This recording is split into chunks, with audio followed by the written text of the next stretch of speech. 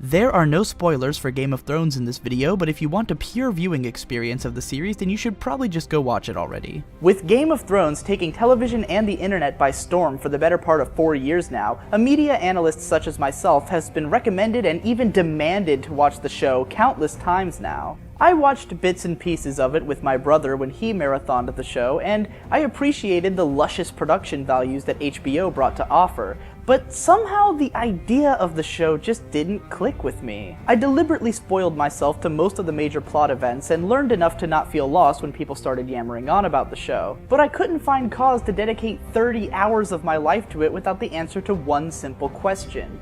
What exactly is the appeal of Game of Thrones? When I asked my parents this question, they told me that the show is interesting because so many main characters die so early into the show, and that it was unusual for mainstream TV shows to kill characters like that. Now, in fairness, I've probably watched more shows about main characters dying than they have, but it still just doesn't sound like a really good reason to get into a show. The fact alone that a character dies is not interesting, it's who the character is and how their death affects the narrative that makes their death interesting. The question I always had is, in a show where main characters are expendable and no one is really expected to have a happy ending, how can you get attached to anything? Why get invested in a character when you know they're going to meet a horrible end at some point? Whenever people told me about their favorite characters and how they watched the show hoping that character is going to succeed, I'd always ask, you know you're setting yourself up for disappointment, right? My next question for my family and friends was, what is the central theme of Game of Thrones? What does the show have to say about humanity? What does it stand for? The answers I got were that either Game of Thrones doesn't have a central theme at all,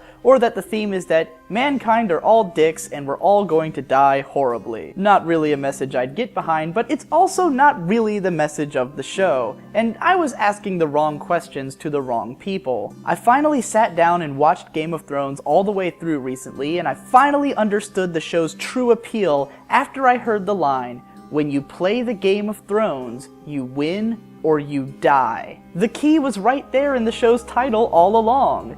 This show is, in fact, a game. It's an exciting game of life and war that George R.R. Martin is playing against himself and inviting all of us to watch. It has kings, pawns, knights, and sneaky bishops, but it's not a fair game like chess. It's a complex game with countless unseen variables, where no one strategy can prevail over chance, just like life. I used to think that death was the end of a character's intrigue in the story, but in Game of Thrones, dying is one of the most interesting things a character can do. Each piece removed from the game board that the opening video so keenly reminds us of at the start of each episode makes all of the other pieces more important and interesting in their own right. Each character has to win or to die. So who's going to win? The choices are constantly narrowing, and as more characters step in and out of the fold, the answer becomes more and more oblique. The fact that every character is likely to die by the end is far less interesting than the fact that someone has to be left standing. George R.R. Martin is careful to keep his game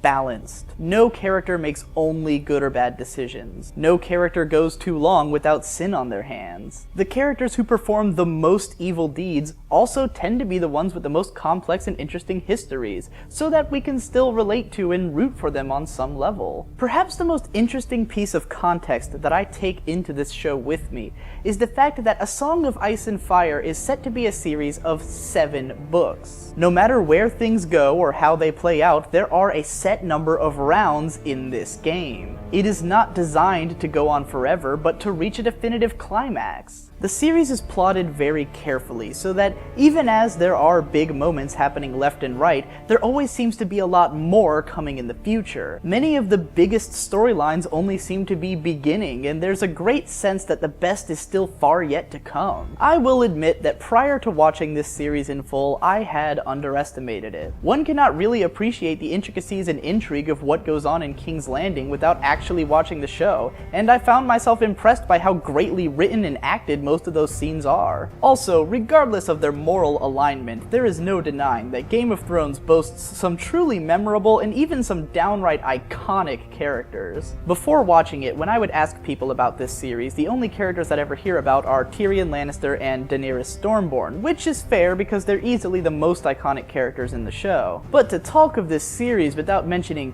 Jaime, Cersei, or Tywin Lannister, Robert Baratheon, Varys, or Peter Littlefinger Baelish borders on insult. But what makes all of these characters so fascinating is the context that they are placed in. Who is going to kill who? What are this character's actions going to result in later? Will anything that Jon Snow does ever fucking matter? These are the questions that keep this series interesting and involving and make all of these characters relevant in the first place.